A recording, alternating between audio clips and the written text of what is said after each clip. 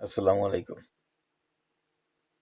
আমাদের বরিশাল মেহেন্দিগঞ্জ হিজলা মুলাদি কাজিরার থানার মাননীয় এমপি, মাননীয় প্রতিমন্ত্রী রাজীব আহসান। আমি ওনাকে যতবার দেখি ততবারই মুগ্ধ হই। অপলক দৃষ্টি তার দিকে তাকিয়ে থাকি। হঠাৎ করে তার এই চেহারার দিকে তাকায় আমার এই ভিডিওটা দিতে ইচ্ছে করছিল। হয়তো অনেকেই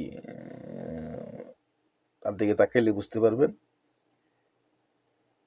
এমন একটা সময়, এমন একটা পরিস্থিতি বা আমরা সবার মধ্যে তিনি এমপি হয়েছেন, এখন তিনি মন্ত্রী হয়েছেন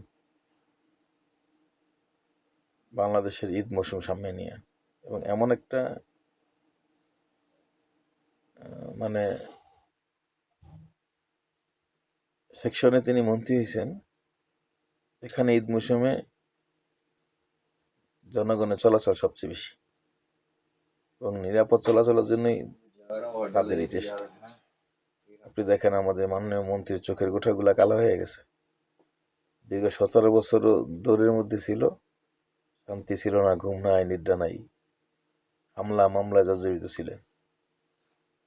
দেখেন এমপি হয়েছে, এখন মন্ত্রী হয়েছে, একটু রেস্টের সময়, কিন্তু না, এমন একটা সময় তিনি এই ইয়ার মন্ত্রী হয়েছেন, রেস্টের কোনো সুযোগ নেই।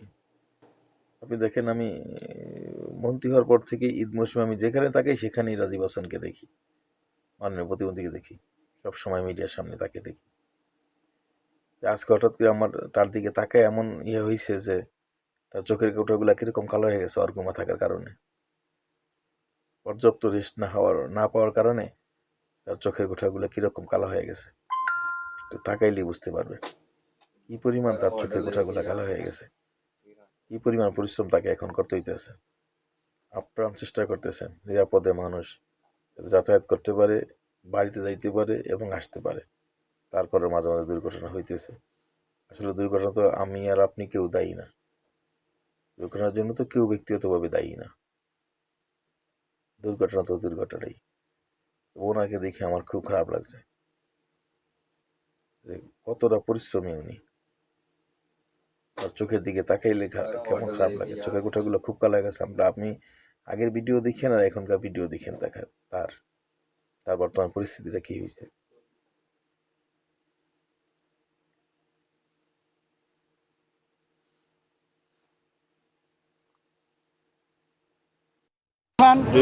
প্রধান লক্ষ্য হলো ঈদকে সামনে রেখে যে মানুষগুলো